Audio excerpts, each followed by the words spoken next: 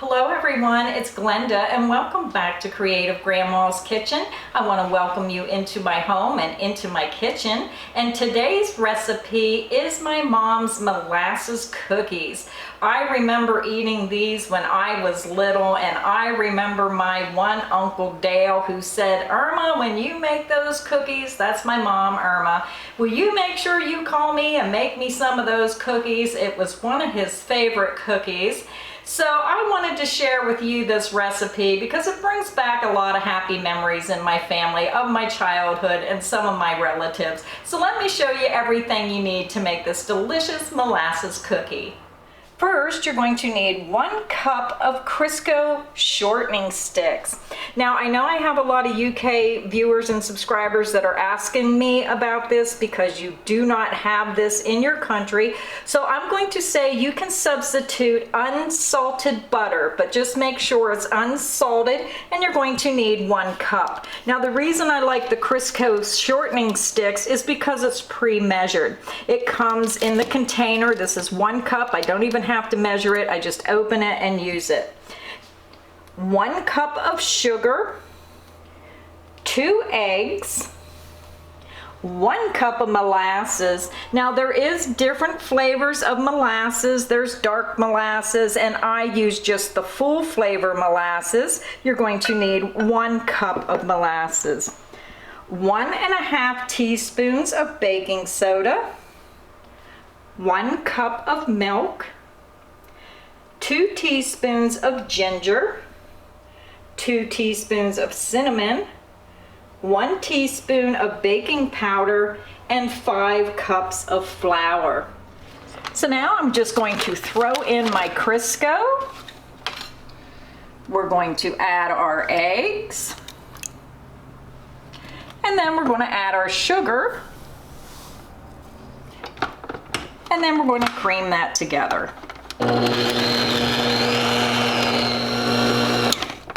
So now what you want to do before you add your molasses, to add your 1½ teaspoons of baking soda, so that's about ½ teaspoon there, and then I'm just going to stir it up over my bowl, and then I'm just going to pour it in as I'm stirring.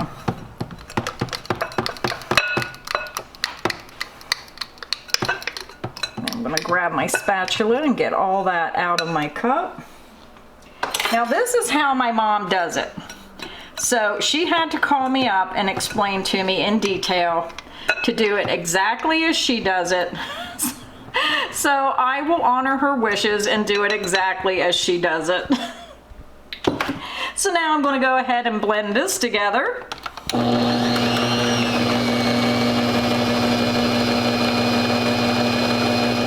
So now I have my 2 teaspoons of ginger, 2 teaspoons of cinnamon, and 1 teaspoon of baking powder. And I'm just going to add that to my mixing bowl. And then I'm going to blend that together.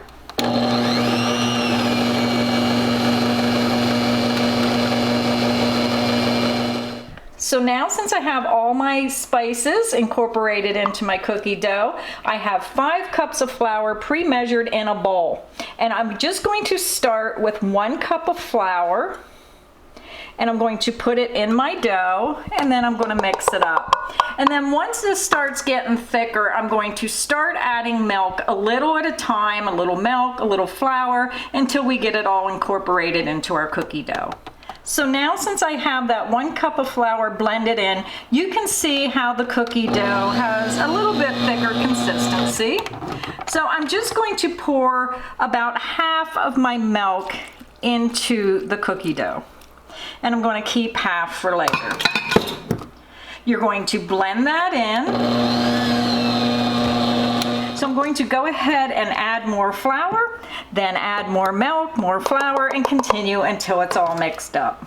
So everything is mixed together. Now I did use all 5 cups of my flour, and I just want to show you the consistency of the batter.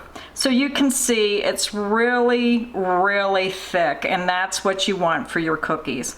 So now I'm going to go ahead and put my cookies on the cookie sheet, and let's get these cookies baked. So now I'm getting ready to spoon my cookies onto my cookie tray. Now I'm using parchment paper because I like to protect my cookie sheets. Now if you don't have parchment paper, you can lightly grease your cookie sheet for your cookies. So let me get this put back on the cookie sheet. Now I'm using 2 tablespoons, and I'm just going to take a heaping tablespoon, about that amount, and then I'm just going to spoon it onto my parchment paper on my cookie sheet. And you're just going to continue and do this until you fill your cookie sheet up.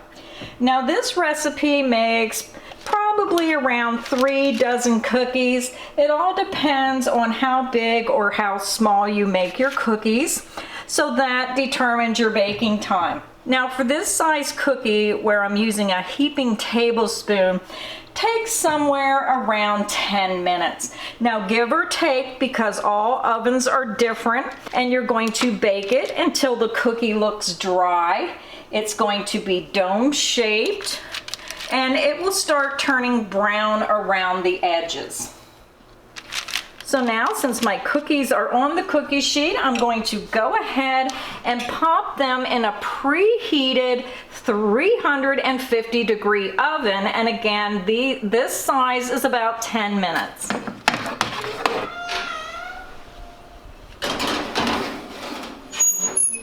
So now it's been 10 minutes. I'm taking my cookies out of the oven. I'm just going to set them here. Now when I bake cookies, I usually let them set and rest on the cookie sheet for about a minute or 2 before I take them off. So I'm going to let these rest, but you can see how the tops are cracked.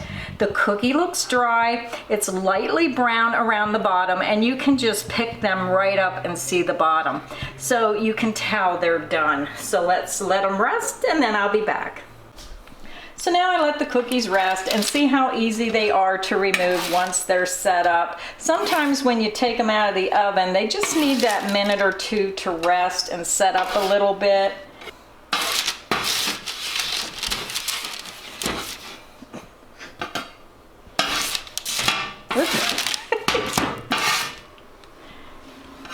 Okay, you can cut that part out. Nope.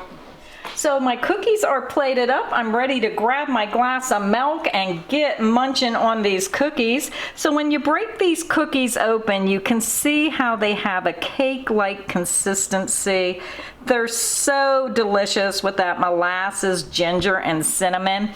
So thank you everyone for stopping by today. I hope you enjoyed this recipe. Please make sure you hit that like button. Let me know what you think of the cookie recipe. So I'll see you next time in the kitchen. Bye.